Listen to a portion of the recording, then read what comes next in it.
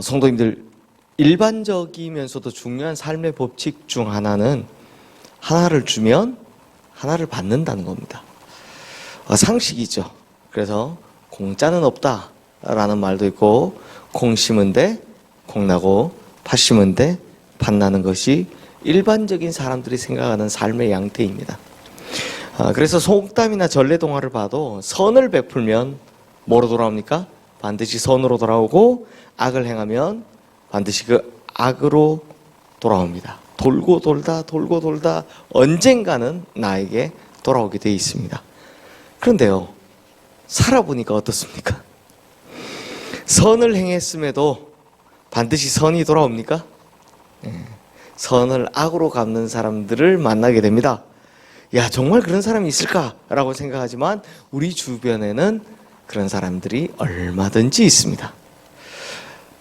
그리고요, 성경에도 이런 사람이 존재합니다. 선을 베풀었는데 오히려 몇 배 악으로 갚는 사람들이 있습니다. 그러다 보니까 선을 베푼 사람들 입장에서는 이런 일을 당하면 당황하지 않을 수가 없습니다.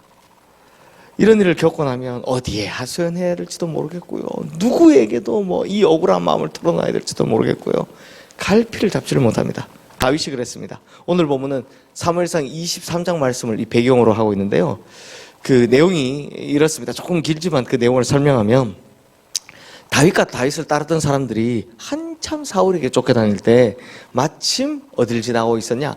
그일라라는 지방을 지나고 있었습니다.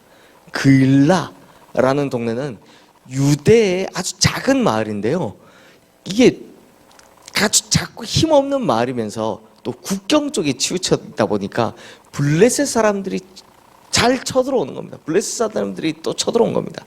그래서 약탈과 납치, 살인 이런 걸 막 일삼는 거죠. 근데 사실 다윗은 이 일과 아무 관련이 없었습니다. 그일라가 지금 자기하고 무슨 상관이 있는 것도 아니고, 또 게다가 자기가 지금 이스라엘 군대 장관도 아니잖아요. 그러니 고작 도망가는 신세에, 쫓기는 신세에, 도망가기 바쁜 방랑자가 그일라의 블레셋 사람들이 침범했다고 무슨 자기가 할 일이 있겠습니까? 그런데 다윗의 마음에 딱 걸리는 것이 하나가 있었으니, 정작 사울의 군대는 그일라 지방을 구하러 오지 않는다라는 거였습니다. 왠지 아십니까? 사울의 주력 부대가 지금 누구 찾아다니니까? 다윗 자기 찾아다니니까. 왕의 군대가 정작 자기 백성들 지킬 생각은 안 하고 질투심에 눈먼 왕의 명령에 따라서 지금 차기 왕 될 사람 자기나 잡으러 다니는 겁니다. 그러다 보니 자기 때문에 지금 왕의 주력 부대가 그일라 지방을 못 가고 있는 겁니다. 그게 마음에 걸리는 겁니다. 보면 사울과 이스라엘 정말 망하기 직전인 모습이죠. 이걸 안 다윗이 마음이 불편한 겁니다. 저 불쌍한 그일라 사람들, 저 나라도 도와줘야 되는 거 아니야? 나라도 나서서 도와줘야 되는 거 아니냐? 라는 마음이 자꾸 드는 겁니다. 성도님들, 비록 쫓기는 신세지만 마음의 자세를 보면 왕인 사울보다 도망자 다윗이 훨씬 낫죠. 자기 백성들을 사랑하는 마음, 이 훌륭한 왕의 마음을 이미 가지고 있는 게 벌써 보입니다. 거기다 다윗이 하나 더 훌륭한 모습을 보여주는데요, 마음이 가니까 마음대로 하는 것이 아니라 하나님께 먼저 여쭤보는 겁니다. 하나님, 이 일을 어떻게 하면 좋을까요? 제가 갈까요? 하고 물어보는 겁니다. 그러자 하나님께서 그일라를 도우라 라고 말씀해 주십니다. 물론 다윗과 함께 하던 사람들은요, 극구 말립니다. 사실 쫓기는 신세에 무슨 그런 위험 부담을 안겠습니까? 이 일을 하고 나면 결과가 어떻든 소문이 나게 될 텐데, 아무리 좋아도 소문은 나게 될 텐데, 자기가 여기 있다라고 광고하는 것도 아니고 말이죠. 맞는 말이죠. 같이 함께하는 사람들의 말이 맞습니다. 하지만 하나님의 허락하심과 또 이 뜨거운 열정으로 다윗은 곧장 달려가서 블레셋을 물리치고 거기서 그일라 사람들을 구원해 냅니다. 잘했죠. 그런데 문제는 여기서부터입니다.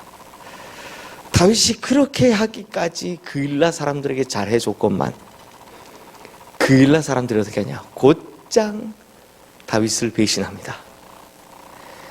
왜요? 첫 번째는 사울이 무섭고요. 무슨 해코지를 또 할까 봐 무섭고, 두 번째 또 다윗의 목에 현상금이 걸려 있으니까. 그러니 그일라 백성 중에 누군가가 사울에게 쫙 달려가가지고요, 다윗이 지금 우리와 함께 있으니 들어와 잡아가라 라고 고자질을 한 겁니다. 그러니 다윗이 마음이 어떻겠습니까? 자기가 구원해준 그일라 사람들에게 배신당했잖아요. 눈물을 머금고 다시 한번 광야로 나갑니다. 그때 간 광야가 어디냐? 바로 10황무지였습니다. 그런데요, 10황무지 사람들도 사울에게 가서 다윗이 여기 있다고 곧바로 고발을 합니다. 그래서 성도님들, 오늘 시편의 표제어 말씀 한번 보시기 바랍니다. 뭐라고 써 있습니까?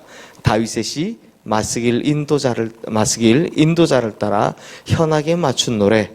10사람이 사울에게 이르러 말하기를 다윗이 우리가 있는 곳에 숨지 아니하였나이까 하던 때. 자, 성도님들, 사실 10황무지는 황무지라는 이름 그대로 숨을 곳이 마땅치 않은 곳이었습니다. 우선 사방이 다 뻥 뚫려 있는 곳이, 다 열려 있는 곳이고요, 또 사람이 살 수 있는 곳 자체가 얼마 되지 않은 곳이었습니다. 그러니 다윗이 있는 곳이 뻔히 다 보이기도 하고, 또 어디 있는지 뻔한 겁니다. 거기 아니면 여기 뭐 이런 겁니다. 거기다 10사람들이 조용히 고발했기 때문에 다윗은 몰랐습니다. 그러다 보니 사울의 군대가 몰래 와서 이 다윗을 에워싸버린 겁니다. 자, 이제 다윗은 사울의 손에 잡힐 일만 남았습니다. 그러니 성도님들, 생각해 보십시오. 이 모든 일의 시작이 뭐였습니까?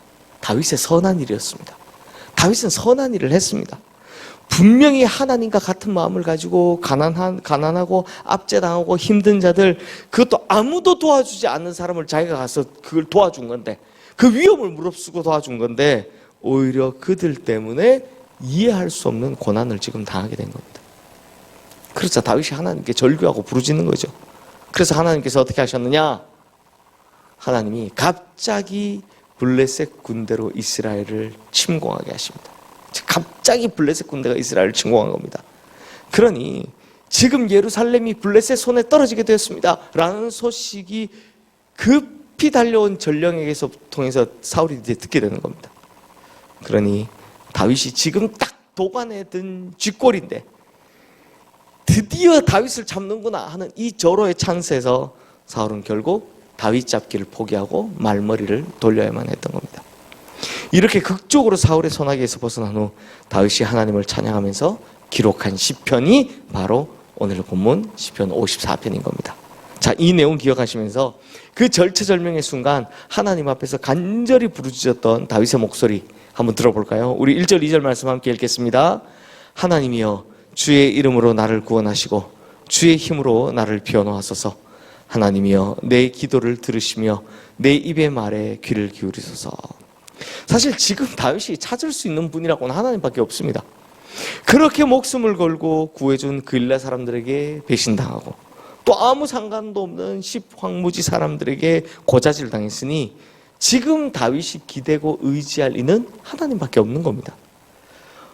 보면 하나님을 나의 힘으로 삼고 하나님을 나의 의지로 삼아서 하나님께 간구하고자 하는 이 다윗의 눈물겨운 목소리가 들립니다. 그리고 동시에 지금 자기를 에워싸고 있는 저 사울의 군대도 고발을 합니다. 3절 말씀 함께 읽겠습니다. 낯선 자들이 일어나 나를 치고 포악한 자들이 나의 생명을 수색하며 하나님을 자기 앞에 두지 아니하였음이니이다. 근데 성도님들, 사실 다윗이 이렇게 하나님 앞에 처절하게 간구하고 있지만 역설적으로 이 포위망이 점점 좁혀오는 걸 볼 때 사실 다윗이 소망 없다는 걸 알고 있었습니다. 소망 없다는 걸 아니까 더더욱 하나님께 세게 부르짖는 거죠. 성도님들, 소망이 있으면, 사람이 소망이 있으면 이렇게 막 세게 부르짖습니까? 감사하죠, 보통은. 소망이 있으면 감사를 합니다. 근데 지금 하나님밖에 없습니다. 하나님밖에 없습니다. 이 말은 무슨 뜻입니까? 아유, 하나님 안 도와주시면 나 끝장납니다. 이 이야기를 하고 있는 겁니다. 그러니 속으로 나는 끝났구나. 이거 정말 선을 행했는데 내가 악으로 내 인생이 망하게 생겼구나. 지금 이 고백을 하는 겁니다. 이 생각이 왜 안 들었겠습니까? 가만히 있었으면 안 들켰잖아요. 그런데 선을 행했더니 지금 이 일이 생긴 겁니다. 그래서 억울하니까 더 크게 하나님께 부르짖는 겁니다. 그런데 갑자기 사울의 군대가 사라져 버렸습니다. 나중에 알고 보니 블레셋 군대가 이스라엘을 쳐들어왔기 때문이다 라는 소식을 들은 겁니다. 자, 그러면 이때 다윗이 무슨 생각이 들었을까요? 이 생각 아니겠습니까? 하나님을 의지하는 자신을 하나님은 절대로 버려두지 않으신다 라는 사실을 깨닫는 겁니다. 그리고 하나님 보시기에 선을 행한 것은 사람은 악으로 갚더라도 하나님은 잊지 않고 선으로 갚아주신다 라는 사실을 깨닫게 되는 겁니다.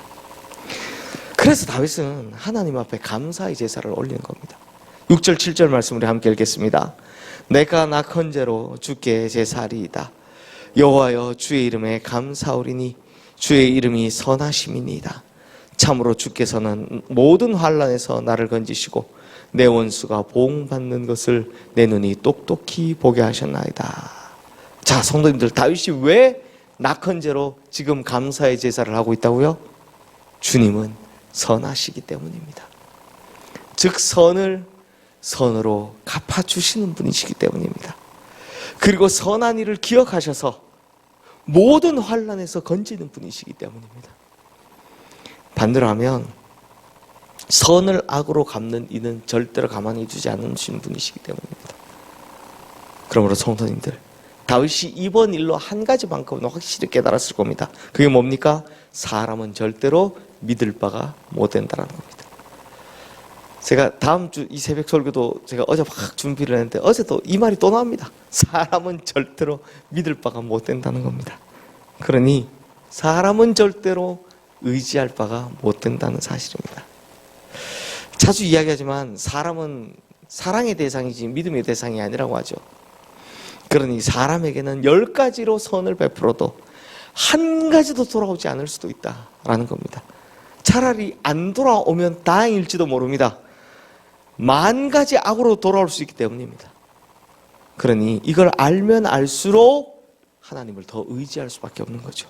그리고 이런 일을 당하면 당할수록 하나님 앞에서 감사할 수밖에 없는 겁니다.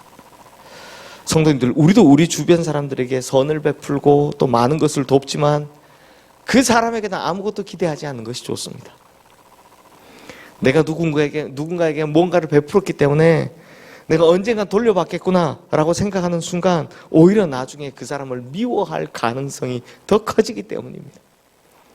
다들 잘 아시겠지만 사람은 본성이 약한 데다 특히나 탐욕에 눈이 멀면요, 받았던 은혜 따위는 기억하지 않습니다. 자신이 먼저고 자기 유익이 첫 번째입니다. 심지어 부모에게도 그렇게 합니다. 절대로 사람은요, 자기가 손해보는 일을 하지 않습니다. 하지만 자신의 아들마저 내어주신 우리 하나님은 다르죠. 우리를 위해 희생할 줄 아시고 우리를 위해 아무것도 없어도 그저 자기의 모든 것을 내어주신 분이십니다. 사랑하는 성도님들, 다윗이 그 일라 백성들과 10사람들에게 배신당하고 배웠던 한 가지 깨달음, 그것은 하나님은 절대로 나를 버리지 않으신다 라는 겁니다. 그러니 성도님들, 길고 긴 광야 황무지 인생길을 걸어가는 우리 성도님들에게도 오직 의지가 되시는 분은 하나님 한 분이십니다. 그러니 우리가 의지해야 하는 유일한 분, 하나님 한 분이심을 믿으셔야 합니다. 그러므로 우리 성도님들, 사람은 믿지도 마시고 의지하지도 마시고 뭐 할 거면 그저 사랑만 해주시고요, 오직 하나님 한 분만을 의지하고 위로도 받고 그러면서 감사하며 살아가시기를 주님의 이름으로 축원합니다. 이 시간 오늘 주신 말씀 기억하며 우리 함께 기도하겠습니다.